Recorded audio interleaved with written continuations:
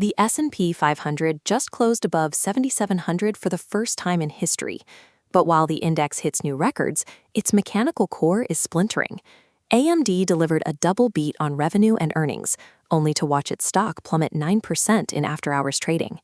This divergence suggests the top-line index price has become a trap, masking a brutal technical reset happening under the hood of the major tech engines. Data from Citadel shows that retail investors spent July panicking.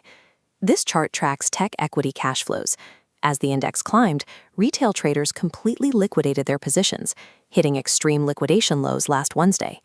When retail sellers exit in a mass wave of margin liquidations, they provide the necessary liquidity for institutional funds to re-enter the market. This flush cleared the high-leverage positions that were weighing down the sector, effectively resetting the structural bull market for its next leg up. We can see this rotation in the divergence between different indices. While the tech-heavy Nasdaq, the QQQ, is stalling near its local lows, the equal-weight S&P 500, the RSP, is trending steadily toward a new breakout. Institutions are using retail fear to rotate out of bloated technology valuations and into broader market safety. The headline high of the S&P 500 isn't a sign of tech strength, it's a byproduct of capital moving away from it. This deleveraging is most visible in the semiconductor sector. Despite reporting 50% revenue acceleration and a solid earnings beat, AMD's stock crashed toward $4.80. Market sentiment has shifted away from hardware promises. Investors are no longer willing to subsidize long-term AI roadmaps and are now demanding immediate, tangible free cash flow. This chart explains the hardware hangover. AMD's capital expenditures tripled year over year, jumping from $389 million to $888 million. This surge in spending caught Wall Street off guard, resulting in a miss on free cash flow expectations right when investors were looking for fiscal discipline.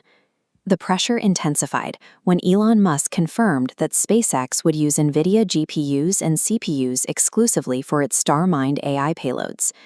By snubbing AMD's Instinct chips, SpaceX signaled that the gap between the market leader and everyone else is widening.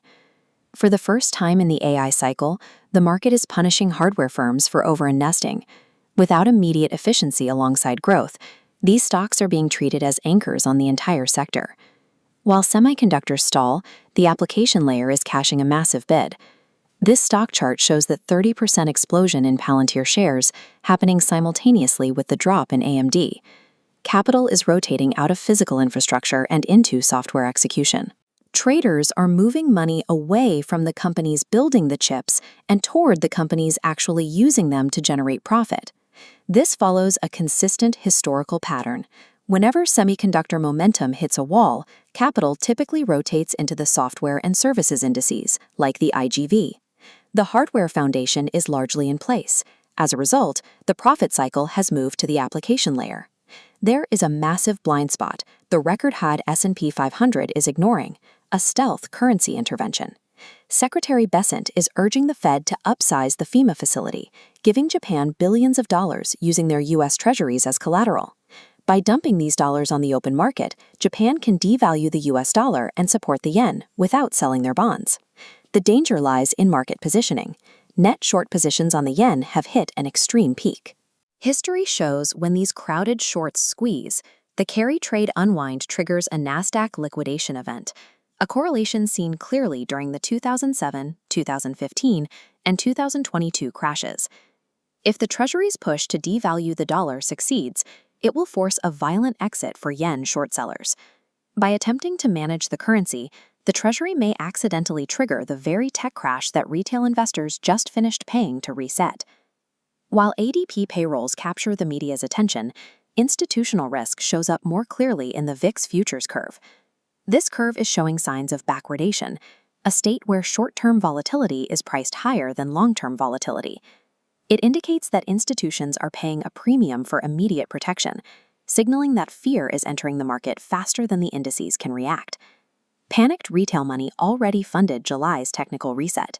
To avoid being the one who pays for the institutional exit, you have to watch the Treasury's currency moves and the volatility curve.